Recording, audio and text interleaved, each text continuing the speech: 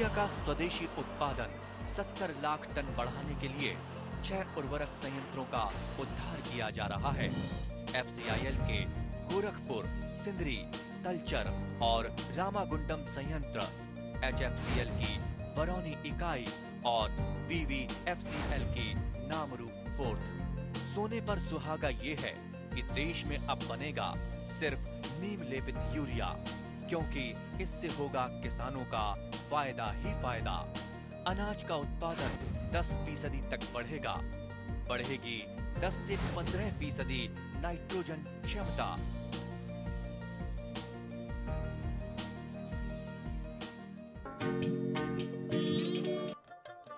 বৰ্তমান সময়ত কৃষি খণ্ডৰ উন্নয়নৰ বাবে নিৰন্তৰ প্ৰয়াস অব্যাহত আছে। কৃষি প্ৰধান ৰাজ্য অসমৰ প্ৰধান শস্য ধান। শালি আৰু বড়ো বতৰৰ ধানে অসমৰ কৃষিভূমি সজীৱ কৰি ৰাখে। তাৰোপৰি অসমৰ উদ্যান শস্য খণ্ডও একক আৰু অনন্য বৈচিত্ৰ্যৰে ভৰপূৰ। কৃষি আৰু ইয়াৰ আনুষংগিক খণ্ডসমূহৰ বিকাশৰ জৰিয়তে অসমৰ অৰ্থনৈতিক বুনিয়াদ শক্তিশালী কৰা সম্ভৱ। কৃষিখণ্ডৰ সামগ্ৰিক বিকাশৰ বাবে সকলো উন্নয়নমুখী বিশেষভাৱে যত্নপৰ হৈছে। ইয়াৰ ফলশ্ৰুতিত কৃষি আৰু ইয়াৰ আনুষংগিক খণ্ডসমূহৰ উন্নয়নে এক মাত্ৰা পাইছে। কৃষিখণ্ডত কৃষিযান্ত্ৰিকীকৰণৰ লগতে নিশ্চিত জলসিঞ্চন ব্যৱস্থাৰ সফল ৰূপায়ণে এই উন্নয়নত ধনাত্মক প্ৰভাৱ পেলাইছে। কৃষি যান্ত্ৰিকীকৰণে কৃষিখণ্ডক এক গতিশীল ব্যৱসায়লৈ ৰূপান্তৰিত কৰিছে। ইয়াৰ ফলস্বৰূপে নৱপ্ৰজন্ম কৃষিখণ্ডৰ প্ৰতি আকৰ্ষিত হৈছে। অসম স্বনিৰ্ভৰশীল হৈ উঠিলে অন্য ৰাজ্যৰ ওপৰত খাদ্যশস্যৰ বাবে নিৰ্ভৰশীলতা হ্ৰাস পাব। শেহতীয়াভাৱে অসমৰ কৃষিখণ্ডত নিশ্চিত জলসিঞ্চন ব্যৱস্থাৰ প্ৰসাৰ আৰু বিকাশে কৃষিখণ্ডলৈ যথেষ্ট পৰিৱৰ্তন আনিছে। নাবাৰ্ডৰ পৃষ্ঠপোষকতাত কৃষি বিভাগে ৰূপায়ণ কৰি থকা এখন আঁচনি হ'ল গ্ৰাম্য অৰ্থগাঁথনি উন্নয়ন পুঁজি বা চমুকৈ RIDF। এই আঁচনিৰ অধীনত ৰেহাই মূল্যত কৃষকৰ পথাৰত অগভীৰ নলীনাদৰ জৰিয়তে পানী যোগানৰ ব্যৱস্থা উপলব্ধ। এই আঁচনিৰ অন্তৰ্গত সৌৰ শক্তিচালিত পানী উত্তোলক ব্যৱস্থাই কৃষকৰ যথেষ্ট সমাদৰ লাভ কৰিবলৈ সক্ষম হৈছে। হোজাই জিলাৰ মিলিকবস্তি অঞ্চল কৃষিকাৰ্যত যথেষ্ট আগৰণুৱা। হিন্দীভাষী সংখ্যাগৰিষ্ঠ এই অঞ্চলৰ পৰিশ্ৰমী কৃষকসকলে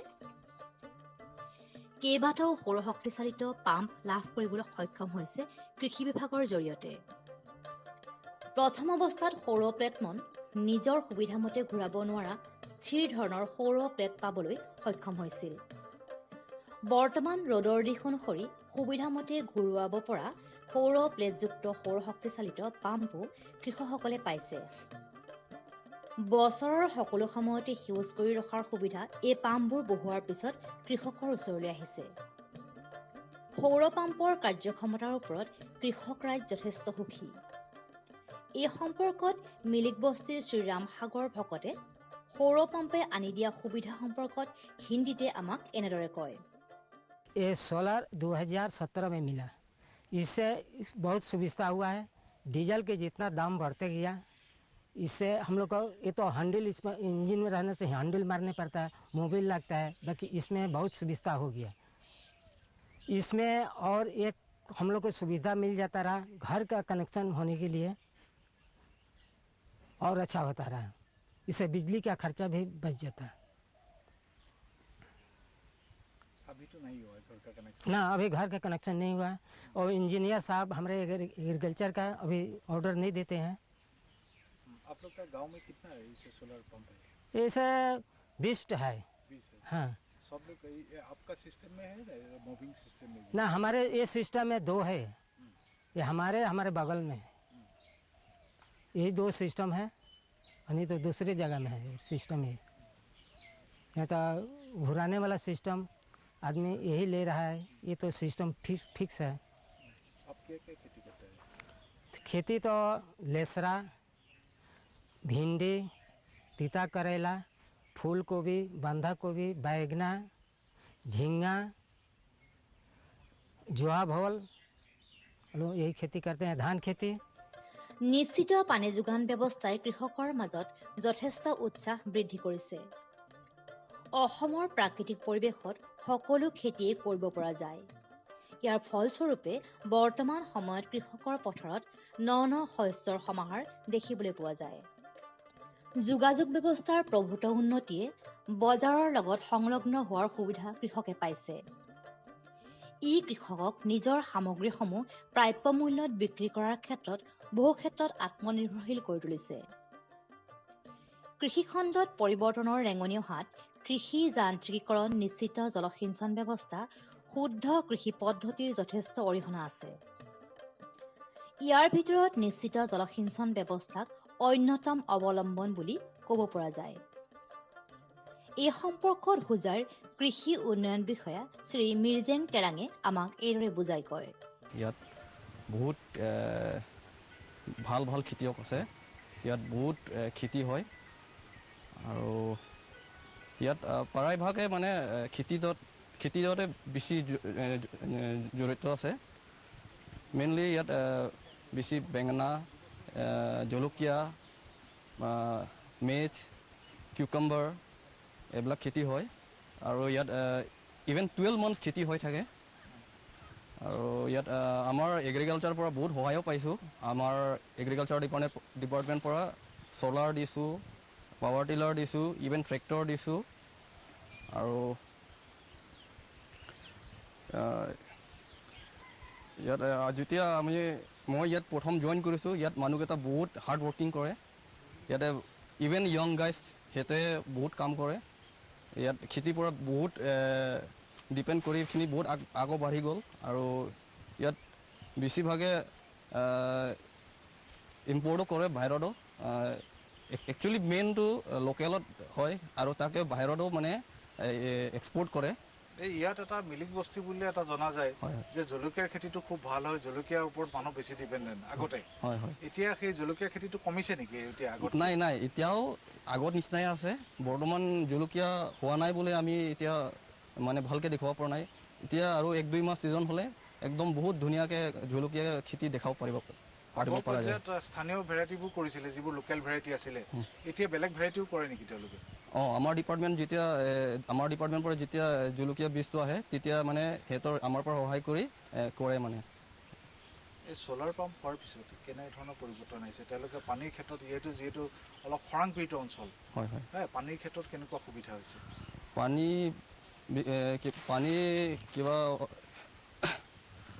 পানীৰ পৰা চ'লাৰ পাম্প অহা পাছত সিহঁতৰ বহুত বেনিফিট পাইছে। মানে ইয়াত মানে ইলেক্ট্ৰিচিটি যিটো কাৰেণ্ট পৰা যিটো ইলেক্ট্ৰিচিটি বিল এইটো মানে ৰিডিউচ হৈছে।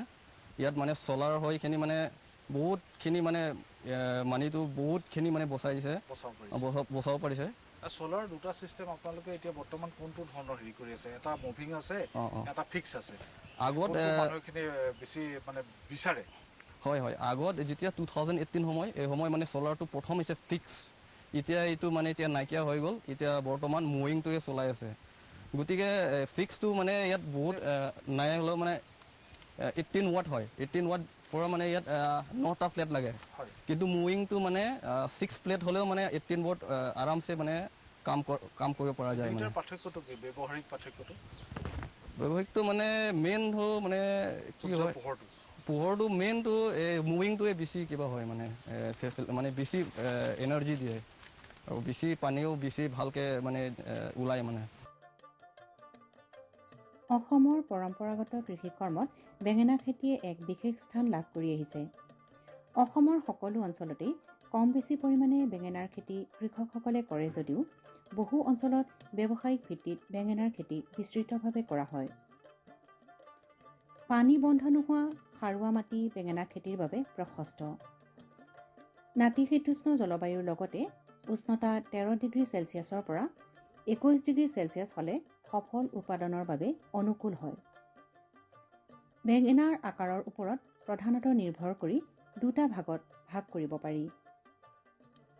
এবিধ দীঘল আৰু আনবিধ থুপুকা আকাৰৰ। দুয়োবিধেই সমানেই জনপ্ৰিয়। বেঙেনাৰ স্থানীয় জাতসমূহ যথেষ্ট জনপ্ৰিয়। ব্যৱসায়িক ভিত্তিত কৃষিকৰ্মৰ বাবে নিৰ্ভৰযোগ্য প্ৰতিষ্ঠানৰ পৰা সংগ্ৰহ কৰা বীজহে ব্যৱহাৰ কৰা উচিত।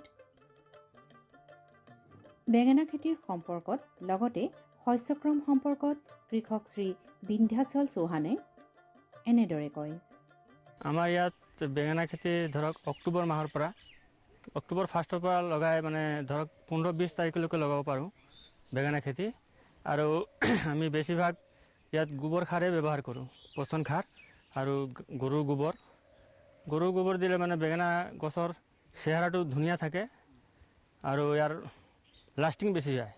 আপোনাৰ চৈত বহাগ মাহলৈকে বেঙেনা ফল ওলাই থাকে, বহাগ কি জেঠলৈকে যায়। আৰু বেঙেনা খেতিটো শেষ হোৱাৰ পিছত এই বেঙেনাৰ প্ৰথম অৱস্থাত আপোনালোকে গোবৰ সাৰ ব্যৱহাৰ কৰিলে, মাজত তাক খাদ্যৰ কাৰণে কেনেকুৱা ধৰণৰ সাৰ ব্যৱহাৰ কৰে? মাজত ধৰক ইউৰিয়া সাৰ অলপমান দিওঁ, খুব কম পৰিমাণে। ইউৰিয়া বা সুপাৰ পটাছ এইবিলাক খুব কম পৰিমাণে দিওঁ, কিন্তু বেছিভাগ আমি যেতিয়া ইয়াৰ ফল ওলাব আৰম্ভ হৈ যায় তেতিয়া আমি অলপ কম পৰিমাণে ইউৰিয়া বা ধৰক চইল অলপ কম পৰিমাণে দি পেলাই ব্যৱহাৰ কৰোঁ, ফলটো যাতে ধুনীয়া হয়। আৰু গোবৰৰ কাৰণে বেছিভাগ মানে গোবৰৰ ওপৰত ডিপেণ্ড কৰে, গোবৰৰ পৰা ফলটো মানে বেছি লাষ্টিং কৰে আৰু বেছি দিনলৈকে ফল ওলাই থাকে। যেনে গাইক খোৱালে গাখীৰ ওলাই থাকে, ঠিক তেনেদৰে গোবৰ দি দিলে বেঙেনাৰ ফল চৈত বহাগলৈকে ওলাই থাকিব, বহাগ জেঠলৈকে ওলাই থাকিব। তাৰপিছত আহি যায় আপোনাক জেঠৰ পিছত পানীৰ সময়, এই বেঙেনা খেতি উঠাই পেলাই আমি ধান লগাই দিব পাৰোঁ। আৰু নতুবা কবি খেতি কৰিব পাৰোঁ, ফুলকবি, বন্ধাকবি। আৰু বেঙেনাৰ আৰু এটা প্ৰজাতি আছে যিটো আমজুৰি বুলি কওঁ। আমজুৰিটো লালিপপ বুলিও কয়। সেইটো ধৰক আৰু 1 মাহ পিছত সেইটো লগোৱা হ'ব, জানুৱাৰী মাহত লগোৱা হ'ব। বেঙেনাৰ কেইবাটাও জাতি আছে। কৃষি আৰু আনুষংগিক খণ্ডৰ বিকাশৰ বাবে পৰম্পৰাগত পদ্ধতিৰ কৃষিকাৰ্যৰ উন্নীতকৰণৰ আৱশ্যকতা আছে আৰু ইয়াৰ উন্নয়নৰ বাবে প্ৰতিটো উন্নয়নমুখী বিভাগে পাৰ্যমানে যত্ন কৰিছে। বিভিন্ন কেন্দ্ৰীয় আঁচনিৰ লগতে ৰাজ্য চৰকাৰৰ আঁচনিসমূহৰ ৰূপায়ণৰ এই প্ৰচেষ্টা ত্বৰান্বিত কৰাৰ প্ৰয়াস কৰা হৈছে। এনে প্ৰচেষ্টাৰ ফলস্বৰূপে নৱপ্ৰজন্ম কৃষিৰ প্ৰতি অধিক আকৰ্ষিত হৈছে। কৰোনা অতিমাৰী নিৰাময়ৰ বাবে দিয়া লকডাউনে বহুতৰে জীৱিকা পৰিৱৰ্তন কৰিলে। তিনিচুকীয়াৰ শ্ৰী প্ৰেম চেত্ৰীৰ লকডাউনৰ আগতে দক্ষিণ ভাৰতত কৰ্মৰত হৈ আছিল। প্ৰথম লকডাউনৰ পিছত ঘৰলৈ ঘূৰি আহি অসমতে জীৱিকাৰ সন্ধান কৰিবলৈ আৰম্ভ কৰে। সেই সময়তে খেতিৰ ওচৰত স্থাপিত অৰ্গা ফাৰ্মৰ লগত যোগাযোগ কৰি নিজৰ ভাল লগা কৰ্ম লাভ কৰিবলৈ সক্ষম হয়। বৰ্তমান তেওঁ অৰ্গা ফাৰ্মত ড্ৰেগন ফ্ৰণ্টৰ পুলি উৎপাদন কৰাৰ লগতে নাৰ্চাৰীখনৰ বিভিন্ন কাৰ্যক্ৰমৰ লগত জড়িত। তেওঁৰ অভিজ্ঞতা সম্পৰ্কে আমাক এইদৰে ব্যক্ত কৰে। মই ফাৰ্ষ্টত এগ্ৰিকালচাৰত আছিলোঁ, মানে তাৰপিছত মই হাৰ্টিকালচাৰত আছিলোঁ 4 বছৰমান। প্ৰচেছটো আছিলে হাৰ্টিকালচাৰৰ ইনষ্টিটিউটত মেনেজমেণ্ট আছিলোঁ। তাৰপিছতে আপোনাৰ তাত ফাৰ্মখন আছিলে, লগভগ 1 একৰমান আছিলে। সেইটো মেনেজমেণ্ট কৰিছিলোঁ তাত, প্লাণ্ট বিষয়ে, ফ্ৰুট বিষয়ে আৰু আপোনাৰ ফ্লাৱাৰ্ছ, ছানফ্লাৱাৰ্ছ, ছাম ট্ৰিজ, যিকোনো হওক হাৰ্টিকালচাৰ ডিপাৰ্টমেণ্টত সেইটো কামটো কৰিছোঁ। আপোনাৰ ঘৰ যিহেতু তিনিচুকীয়াত, অসমলৈ কেতিয়া ঘূৰি আহিলে? মই লকডাউনত ঘূৰি আহিছোঁ। তাৰ পৰা যেতিয়া প্ৰথম লকডাউনটো হৈছিলে তেতিয়া ঘূৰি আহিলোঁ। আহি পেলাই ইয়াত ঘৰত কেইদিনমান থাকিলোঁ। তেতিয়া মই ইণ্ডিয়া হাইড্ৰপনিকত জইন আছোঁ। তাত মই এনেই ছ'চিয়েল মিডিয়াত মানে সেইবোৰ চাই থাকোঁতে মানে ইয়াত আমাৰ যোনটো গুৱাহাটীত এটা আমাৰ ছাৰখন আছিলে, সি চালে মোক, চাই কিনে জবৰ কাৰণে এপ্লাই কৰিছিলোঁ মই তেতিয়া। চ' সি চাই কিনি মোক কল কৰিছে তেতিয়া তাৰ পিছৰ পৰা আপুনি এইখন অৰ্গা ফাৰ্মৰ লগত জড়িত হৈছে তাৰপিছত মই অৰ্গা ফাৰ্মত জড়িত হৈ গ'ল তো আহিছোঁ ইয়াত চাইছোঁ ভালেই লাগিছে কি গ্ৰ' কৰিব লাগে কি হ'ব লাগে ভালে আমাৰ অসমত এনেকুৱা হ'লে ভালেই আৰু হয় আপোনালোক বাহিৰত যাব নালাগে বাহিৰত ইয়াতে কাম কৰিব পাৰে হয় আজি এটা মানুহ এনেকুৱা কৰি আগত আহিব আমি গতিকে কি জানো সেইবোৰ আমাৰ অসমতে বেছিভাগ সেইবোৰ অৰ্গেনিক কিটা কৰি কিনি খাব পাৰোঁ যদি ভালেই ন ভালে হয় আপোনালোকে এতিয়া পুলি যে উৎপাদন কৰি আছে কেনেকৈ কৰি আছে ড্ৰেগন ফ্ৰুটৰ এইটো ড্ৰেগন ফ্ৰুটৰ আপোনাৰ মেইন প্ৰচিডিংটো হ'ল আপোনাৰ এইটো মাটিটো আপোনাৰ যোনটো মাটি নহ'ব এইটো নাৰ্চাৰী কৰোঁতে যোনটো মাটি নহ'ব আপোনাৰ লাল মাটি লাগিব লাল মাটি আৰু ৱাৰ্মি কম্পোষ্ট আপুনি দুইটা মিক্স কৰি কিনে তেতিয়া চেপলিংটো বনাব পাৰিব আপুনি সেই পথাৰেদি মাটি লৈ এইটো চেপলিং নহ'ব কিন্তু আপুনি লাল মাটি লাগিবই ইয়াক মানে ইয়াৰ যোনটো লাল মাটিৰ নিউট্ৰিশ্যন বা আইৰণ সেইবোৰ থাকে মানে আমাৰ পথাৰৰ মাটিটো সেইবোৰ নাথাকে মানে পথাৰৰ মাটি দি নহ'ব এইটো কিমান দিনীয়া পুলি আপুনি যিবোৰ ওচৰত ৰখি আছে আপোনাৰ এইটো কাটিং কৰাটো আমি হ'ল এতিয়া ধৰি লওক এক মাহ মান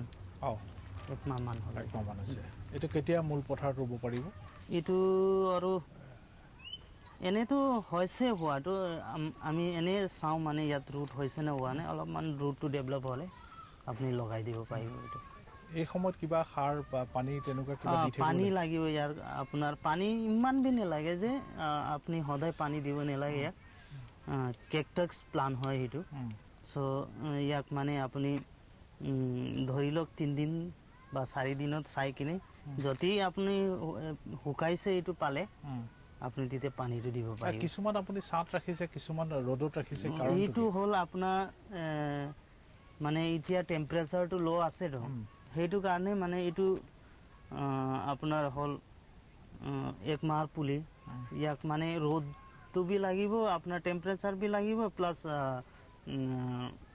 এইটো কি কয় ঠাণ্ডাও লাগিব ঠিক তেনেকৈ জুইটো ইয়াত লাগে মানে বেছি ঠাণ্ডা হ'লে বি নহ'ব সেইটো হ'ল আপোনাৰ এনেতো ৰ'দত হ'লে বি একো নাই এইটো মানে আমাৰ তেনেকুৱা জেগাত হ'ল এইটো এতিয়া সেইটো বনাই কিনে ইয়াত ভাল মতেদি বনাম বস্তুটো ইমান ৰ'দ নালাগে ইয়াক এনেকৈ থাকিলে বি একো নাই এইটো বিশেষকৈ নিশ্চিত জলসিঞ্চনৰ ব্যৱস্থা আধুনিক কৃষি পদ্ধতি নতুন চামৰ কৃষিকাৰ্যৰ প্ৰতি আকৰ্ষিত কৰিছে এই পৰম্পৰা অক্ষুণ্ণ থাকিলে অসমৰ কৃষিখণ্ডই আৰু অধিক উত্তৰণৰ দিশেৰে আগবাঢ়িব বুলি নিশ্চিত হ'ব পৰা যায় ভাৰত চৰকাৰৰ প্ৰতিটো প্ৰয়াস কৃষকৰ প্ৰগতিত দি আছে এটা নতুন বিশ্বাস দেশৰ কৃষকসকলৰ প্ৰতি সমৰ্পিত ভাৰত চৰকাৰে বিশেষকৈ উত্তৰ পূৰ্বাঞ্চল আৰু আন্দামান নিকোবৰ দ্বীপপুঞ্জৰ কৃষি অঞ্চলৰ বিকাশৰ বাবে নতুন প্ৰগতিশীল পদক্ষেপ লৈছে যাৰ দ্বাৰা কৃষকসকলে দ্ৰুত গতিত উন্নতি কৰি আছে কৃষি অঞ্চলৰ বিকাশৰ গতি অব্যাহত ৰাখি মাননীয় প্ৰধানমন্ত্ৰী শ্ৰী নৰেন্দ্ৰ মোদী ডাঙৰীয়াৰ নেতৃত্বত ভাৰত চৰকাৰে এক দূৰদৰ্শী নিৰ্ণয় লৈ দেশত ৰাষ্ট্ৰীয় খাদ্য তেল মিছন অইল পামৰ আৰম্ভণি কৰিছে যাৰ দ্বাৰা উত্তৰ পূৰ্বাঞ্চলৰ ৰাজ্যসমূহ আৰু আন্দামান নিকোবৰ দ্বীপপুঞ্জৰ কৃষকসকলৰ বিশেষ লাভ হ'ব পুঁজিৰ বিনিয়োগত বৃদ্ধি পাব খোৱা তেলৰ আমদানিৰ ওপৰত নিৰ্ভৰ কৰাটো কম হ'ব আৰু ৰোজগাৰৰ সুবিধা সৃষ্টি হ'ব খোৱা তেলত আত্মনিৰ্ভৰশীলতাৰ বাবে এতিয়া ৰাষ্ট্ৰীয় খাদ্য তেল মিছন অইল পামৰ সংকল্প লোৱা হৈছে নৰ্থ ইষ্ট আৰু আন্দামান নিকোবৰ দ্বীপপুঞ্জ এনেকুৱা অঞ্চল য'ত সহজে পামৰ খেতি কৰিব পৰা যায় পাম অইলৰ উৎপাদন হ'ব পাৰে এই মিছনৰ অধীনত অইল পামৰ অঞ্চল আৰু উৎপাদন বঢ়োৱাত জোৰ দিয়াৰ বাবে চৰকাৰে 11,000 কোটি টকাৰো অধিক সাহায্য ৰাখি নিৰ্ধাৰিত কৰিছে মিছনৰ অধীনত চৰকাৰে অইল পামৰ খেতিৰ বাবে ৰোপণ আদিৰ সহায়ত বৃদ্ধি ঘটাই পূৰ্বতে পাবলগীয়া প্ৰতি হেক্টৰত 12,000 টকাৰ পৰা বঢ়াই প্ৰতি হেক্টৰত 29,000 টকা কৰি দিছে পুলি ৰোপণ সামগ্ৰীৰ অভাৱ দূৰ কৰাৰ বাবে বীজৰ উৎপাদন কৰাৰ বাবে বাগিচাকো সাহায্য প্ৰদান কৰা হ'ব যাৰ অধীনত প্ৰতি হেক্টৰ ক্ষেত্ৰফলৰ অইল পামৰ উদ্যানৰ বাবে 1 কোটি আৰু নাৰ্চাৰী বিকাশৰ বাবে 50 লাখ টকাৰ ব্যৱস্থা আছে। 30 বছৰীয়া পুৰণা বাগিচাৰ পুনৰুদ্ধাৰৰ বাবে প্ৰতি পুলিত 250 টকাৰ এককালীন অনুদান দিয়া হ'ব।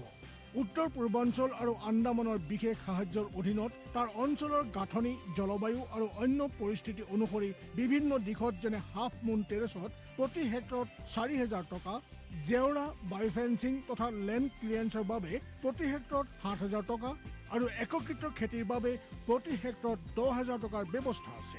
প্ৰাৰম্ভিক 4 বছৰৰ সময়ত ৰক্ষণাবেক্ষণ আৰু অন্তৰ্ফচলৰ বাবে প্ৰতি হেক্টৰত 50,000 টকাৰ ব্যৱস্থা আছে। কৃষকৰ বাবে ৰোজগাৰৰ সুবিধা সৃষ্টি কৰা আৰু উদ্যোগসমূহক উদগনি জনোৱাৰ বাবে 5 মেট্ৰিক টন প্ৰতি ঘণ্টা ক্ষমতাযুক্ত নতুন পাম অইল মিছনৰ প্ৰতি গোটৰ বাবে 5 কোটি টকালৈকে অনুদানৰ ব্যৱস্থা আছে আৰু ক্ষমতাত বৃদ্ধি পালে অতিৰিক্ত ধনৰাশিৰো বিকল্প আছে। আমাৰ দৰে কৃষকৰ অইল পাম মিছনৰ পৰা বহুত আশা আছে। আমাৰ লাগিছে এই যোজনা আমাৰ বাবে লাভজনক হ'ব আৰু ইয়াৰ দ্বাৰা আমাৰ উপাৰ্জনো বাঢ়িব। অইল পামৰ কৃষকসকলে সতেজ ফলৰ থোক অৰ্থাৎ FFB উৎপাদন কৰে, যাৰ বৰ্তমান মূল্য আন্তঃৰাষ্ট্ৰীয় মূল্যত হোৱা উঠানামাৰ আধাৰত নিৰ্ণয় লোৱা হয়। প্ৰথমবাৰ কেন্দ্ৰীয় চৰকাৰে সতেজ ফলৰ থোকৰ মূল্যৰ বাবে কৃষকসকলক আশ্বাস দিছে। ইয়াক প্ৰকৃত মূল্য বা BP বুলি ক'ব পাৰি, অৰ্থাৎ কৃষকসকলৰ কোনো লোকচান হ'বলৈ দিয়া নহ'ব। এই ব্যৱস্থাৰ দ্বাৰা কৃষকসকলৰ বজাৰৰ মূল্য উঠানমাৰ পৰা সংৰক্ষণ প্ৰাপ্ত হ'ব। প্ৰকৃত মূল্য BP নিৰ্ধাৰণ কৰাৰ আৰম্ভণি 1 নৱেম্বৰৰ পৰা হ'ব আৰু অহা বৰ্ষৰ 31 অক্টোবৰলৈকে অব্যাহত থাকিব। ইয়াক অইল পাম বৰ্ষ বুলি কোৱা হ'ব। ইয়াৰ দ্বাৰা উত্তৰ পূৰ্বাঞ্চলৰ ৰাজ্যসমূহ আৰু আন্দামান নিকোবৰ দ্বীপপুঞ্জত খেতি বৰ ভাল হ'ব আৰু কৃষকসকলে আনন্দৰ হাঁহি মৰাৰ এটা নতুন কাৰণ পাব। किसान भाइयों गांठ बांध लो, गांठ बांध लो, बहुत बहुत है काम की, समृद्धि के पैगाम की। मिट्टी के मिजाज को समझो, मिट्टी के हर राज को समझो, मिट्टी की तुम जांच कराओ, मुफ्त सॉइल हेल्थ कार्ड ले जाओ। कभी मुनासिब बीज लगाओ, सही किस्म की खाद ले आओ, जितनी जरूरी उतनी डालो, सही मात्रा खुद पहचानो, इसको अपना मंत्र बना लो, मिट्टी की सेहत तो जानो। बात बहुत है काम की, कम लागत अधिक वरदान की, किसान भाइयों गांठ बांध लो। आज ही मिट्टी की जांच कराएं, राज्य सरकार के कृषि अधिकारी से संपर्क करें और मुफ्त में सॉइल हेल्थ कार्ड पाएं। कृषि और किसान कल्याण मंत्रालय द्वारा किसान हित में কৃষকসকলৰ বিভিন্ন সমস্যাৰ সমাধানৰ লগতে শেহতীয়া প্ৰযুক্তি আৰু প্ৰয়োজনীয় আনুষংগিক দিশৰ বিষয়ে জানিবৰ বাবে চাবলৈ নাপাহৰিব কৃষি দৰ্শন। প্ৰচাৰিত হয় প্ৰতি সোমবাৰৰ পৰা শুকুৰবাৰলৈ সন্ধিয়া 5:30 বজাৰ পৰা 6 বজালৈ।